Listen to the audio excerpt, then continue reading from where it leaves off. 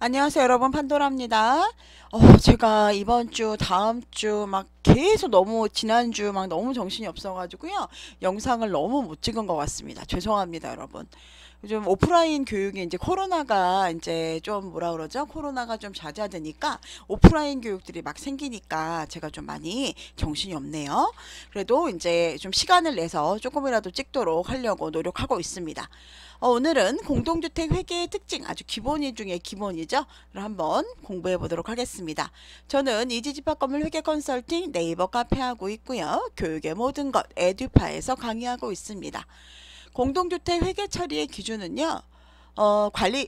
공동주택관리법 시행령 27조 2항 및 3항에 따라 관리주체가 공동주택의 회계 업무를 공정하고 명확하게 처리하고요. 관리주체라는 거는 관리하는 그 주체를 관리하시는 분들 얘기를 해요. 그리고 입주자와 사용자 등 이해관계자들에게 유용한 재무적 정보를 제공하는 데 필요한 상황을 규정한다 라고 되어 있습니다. 즉 무슨 얘기냐? 관리주체라는 거는 위탁사인 경우에는 위탁사, 자치관리의 경우에는 관리소장, 그리고 또 누가 있죠?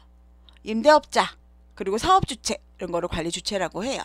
그런 분들이 공동주택 회계 업무를 공정하고 명확하게 처리하면 그거를 입주자와 사용자, 입주자는 누구죠? 소유자를 이야기해요. 그리고 사용자는 전세입자, 월세입자, 임대업자, 임대로 사시는 분, 그런 분을 얘기를 해요. 그런 분들, 즉 그런 이해관계자들에게 유용한 재무적 정보를 제공하는데 필요한 상황을 규정하고 있다. 한마디로 그 사람들에게 그 이해관계자들, 살고 계시는 분들에게 도움이 되는 그러한 상황들을 규정하고 있다라는 뜻입니다. 그러면 관리비용의 합산으로 인한 관리비의 합당한 배분, 적정 부과라고 하는데요. 여러분들 아시겠지만 관리비는 어때요? 한 달 사용분을 이 비용에 대해서 다음 달에 부과하죠. 그래서 관리 비용의 합산, 한 달 사용한 비용에 대해서 합산해서 이거를 합당하게 배분하자라는 뜻입니다. 자, 여기서 그러면 균등부과라는 뜻은 뭘까요? 공평부과라는 거는 뭘까요? 여기서 그리고 이전에서 여러분 한 가지 여쭤볼게요. 여러분, 이 관리 비용은요, 우리 어떤 걸 보고, 어디서 보고 따라해야 되죠? 관리 비용은 우리 단지 관리규약 별표에 보시면, 우리 단지 관리규약 별표에 보시면 우리 단지 그 비용을 어떻게 설정하는지가 다 정해져 있어요.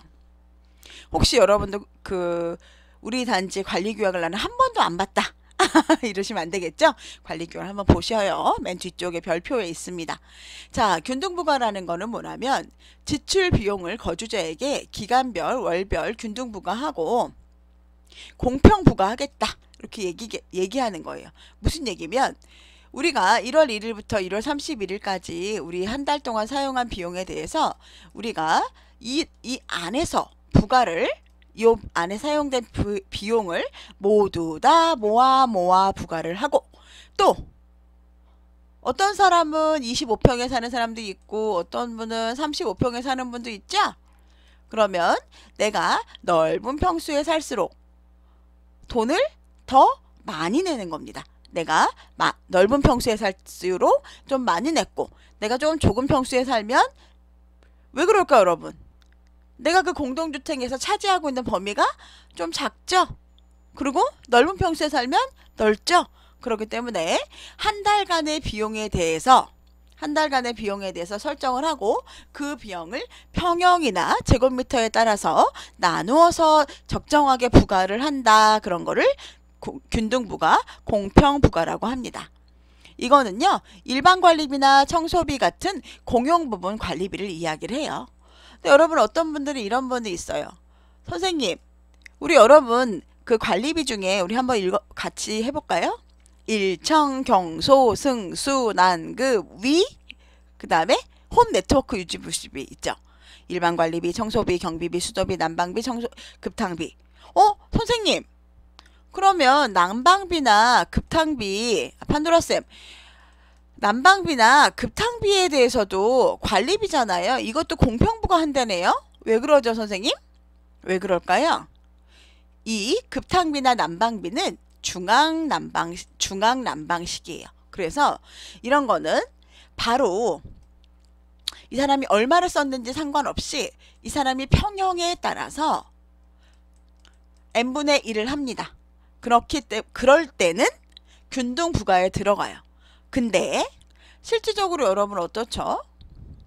여러분이 나는 25평에 사는데 우리는 아기를 낳은 지 얼마 안 됐어요. 그래서 집도 엄청 뜨끈뜨끈하게 하고 살고 우리 아기를 위해서 온수도 엄청 많이 튼단 말이에요. 온수를 막 옷도 맨날 뜨거운 물로 삶고 막 이런단 말이에요. 그러다 보니까 난방비가 25평, 나는 25평에 살지만 35평에 그냥 사는 노부부 2명보다 훨씬 많이 나왔어요. 그럴 때 사용자가 쓴 만큼 내는 거를 수익자 부담 원칙 혹은 사용자 부담 원칙이라고 하는 겁니다. 그래서 거주자의 전기료, 수도료, 전용 부분의 사용료 등은 이렇게 수익자, 쓴 사람이 낸다. 저는 한 놈만 팬다. 그래서 그 쓴 놈이 낸다. 이렇게 생각하시면 되고, 요거는 내가 좀 넓은 데서 사니까 한 달분 비용에 대해서 내가 좀 더 많이 낸다. 이렇게 생각하시면 될 것 같습니다. 자, 그리고 공동주택 회계 특성을 반영을 했대요. 그러면 공동주택 회계 특성은 뭔가 있는지 한번 알아보도록 할게요. 회계 처리 원칙은 복식, 부기와 발생주의 회계를 원칙으로 합니다. 여러분, 복식, 부기는 뭐예요? 복식, 부기란 뭘까요?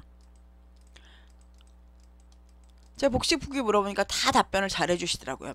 맞습니다. 차변과 대변이 있는 것을 얘기해요. 단식 부기는 보통 공무원, 국가기관 같은 데는 단식 부기를 사용을 한다고 하더라고요. 자, 그러면 차변과 대변이 있는데 그럼 저한테 물어보실 거 아니에요. 판도라쌤, 우리는 입금 출금 전표도 있는데요? 이렇게 물어보세요. 입금 출금 전표도 있죠. 얘는 차 대변이 있어요? 없어요? 여러분들은 안 보이지만 뭐가 숨어 있어요? 현금이 빼꼼 숨어 있는 겁니다. 돈이 들어올 때는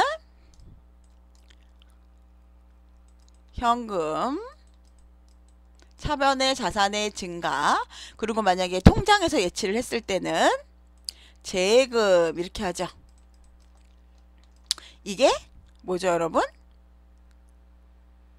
입금전표. 반대로 내가 물건을 사무용품비를 구입을 했어요. 그러면 반대는 뭐가 숨어있다? 현금이 여기 숨어있다라는 겁니다. 비용의 발생, 비용의 발생, 자산의 감소, 이렇게 현금이 양쪽에 숨어 있습니다. 이렇게 차변과 대변이 있는 것을 복식부기라고 합니다. 그럼 여러분, 발생주의는 뭘까요? 발생주의는 뭘까요? 그 사건이 발생했을 때 회계 처리를 한다라는 거죠.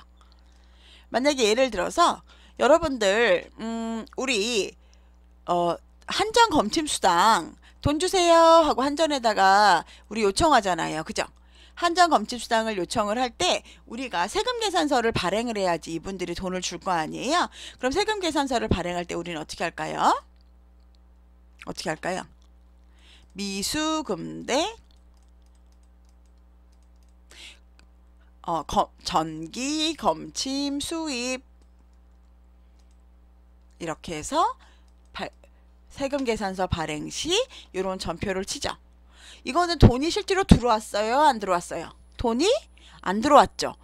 그런데도 이렇게 세금계산서, 어떤 사건이 발생했을 때 세금계산서가 들어오거나 나가거나 했을 때 회계 전표를 발생시키는 것을 발생주의라고 합니다. 그러면 현금주의는 뭘까요? 우리가 어떤 분이 광고 수입을 할 거예요. 선생님, 내가 선생님네 통장에다가 5만 원을 넣었어요. 그래서 내가 재예금 대 광고 수입 5만 원 이렇게 현금이 발생했을 때 하는 거를 현금주의라고 합니다. 그런데 우리 공동주택의 관리 수익, 관리 비용이나 관리 수입에 대해서는 어떤 것만 쓸 수 있냐면 발생주의만 쓸 수 있어요. 근데 우리 여러분, 우리 실질적으로 할 때 이렇게 세금 계산서 들어올 때 발생주의 쓰나요? 근데 오늘 제가 소장님들 교육해 보니까 쓰시는 분도 있다고 하더라고요. 그리고 집합건물 회계 처리 기준에서는 모두 다 관리 외 수입 손익이든 관리 손익이든 모두 다 발생주의 회계를 원칙으로 합니다. 즉 무슨 얘기일까요? 현금주의를 쓸 수 없다라는 얘기예요. 집합건물에서는. 자, 그러면 관리의 수익은 어떨까요? 우리 잡수입 있죠? 잡수입이나 잡지출 같은 관리의 비용이나 이런 거를 할 때는요. 계정별로 일부 현금주의를 적용할 수 있습니다. 자, 그래서 아까 전에 제가 광고 수입 들어올 때 그냥 재예금 대 광고 수입 이렇게 해서 쓸 수 있다라고 말씀드렸죠. 그런데 2021년도에는 발생주의를 썼다가 똑같은 계정 과목을 2022년에는 현금주의를 썼다가 2023년에는 다시 발생주의를 썼다가 이럴 수는 없다라는 이야기입니다. 자, 재무제표의 종류가 확정이 됐고요. 재무제표는 여러분 다 알고 계실 거예요. 그죠? 뭘까요? 재무상태표, 운영성과표, 이익잉여금 처분계산서 혹은 결손금 처리하는 거, 그리고 주석, 이렇게 4가지 항목으로 재무제표의 종류가 확정되었습니다. 현금흐름표나 합계잔액시산표는 재무제표가 아니다. 우리 옛날에 현금흐름표 때문에 한정받고 그랬었죠? 이제는 현금흐름표가 재무제표다? 아니다. 자, 그리고 관리 외 수입을 공동주택에서는 구분을 했어요. 그런데 여러분, 그러면 집합건물에서의 재무제표는 어떨까요? 똑같습니다. 공동주택하고 똑같아요. 대신에 결산서에는, 공동주택의 결산서에는 뭐가 들어갈까요? 세입 세출 결산서가 들어가는데요. 집합건물에는 세입 세출 결산서가 없습니다. 그렇게 생각하시면 될 것 같고요. 자, 관리 외 수입을 구분하라고 되어 있어요. 그래서 입주자가 기여한 수입과 입주자와 사용자가 함께 적립한 공동기여분이 있습니다. 입주자 기여분과 공동기여분으로 나누었다. 그리고 유형자산의 감가상각을 일원화했습니다. 그래서 정률이나 정액법 중에서 이제 모두 다 정액법으로 하고, 원래는 잔존가치라고 해서 남기는 경우가 있는데 잔존가치를 남기지 않도록 했습니다. 자, 공동주택에서 가장 중요한 것은 그 달의 비용은 그 달에 사용을 하고요. 비용 처리를 하고요. 그리고 각 세대가 넓은 평수에 살고 있는 분들은 돈을 많이 내고, 적은 평수에 살고 있는 경우는 상대적으로 적게 내고, 그리고 내가 많이 썼으면 내가 뭐 전기료, 수도료, 난방비, 세대비 이런 게 많이 썼으면 많이 낸다. 요게 기준이라고 생각하시면 될 것 같습니다. 이게 가장 기본적인 거예요. 자, 교육 들으시느라고 고생하셨고요. 공동회계 처리를 이제 처음 하시는 분들이 제일 어려워하시는 부분이 이 부분이라서 제가 한번 여러분들께 이야기 드려봤습니다. 오늘도 좋은 하루 되시고요. 다음에 또 뵙겠습니다. 내일은 더 행복하세요.